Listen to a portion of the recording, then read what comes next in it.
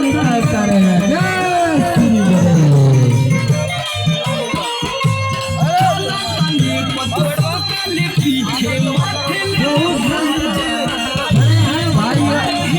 आप लोग इस साइड में आ जाए, उचित से उचित दूरी बनाए रखें। जय श्री गणेश।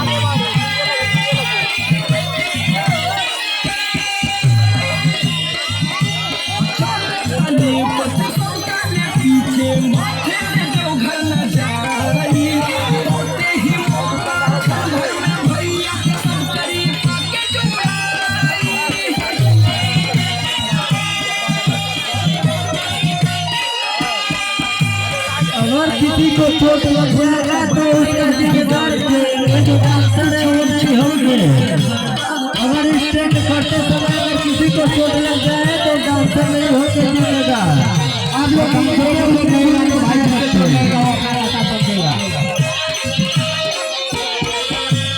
बोला तू बताई नहीं डरबा, पूछा पूछा कहाँ एकर घर बा, भूतबाई भंगवा में जात बाटे घमवा में कहले करियवाई तोर बमहा।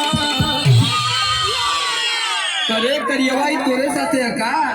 अगर कलाकार द्वारा अगर किसी को चोट लगता है पब्लिक को तो उसका जिम्मेदार कलाकार नहीं होगा। आप लोग उचित से उचित दूरी बनाए रखते हैं। जय श्री गणेश।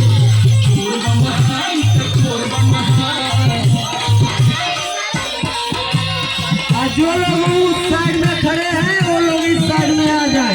उचित से उचित दूरी बनाए रखें। कमेटी के जितने भी कार्यकर्ता है केवल दूरी बनाने का काम करें।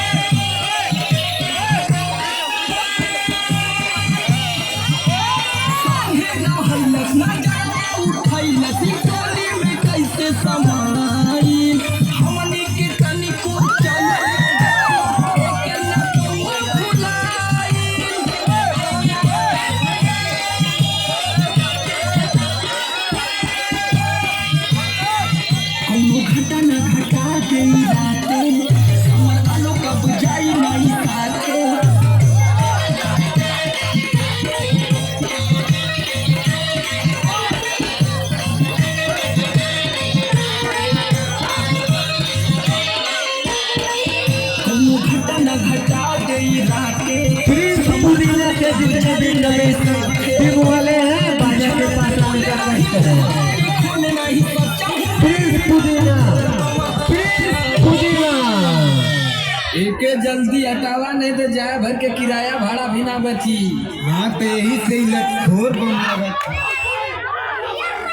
चोर बमहाई चोर बमहाई।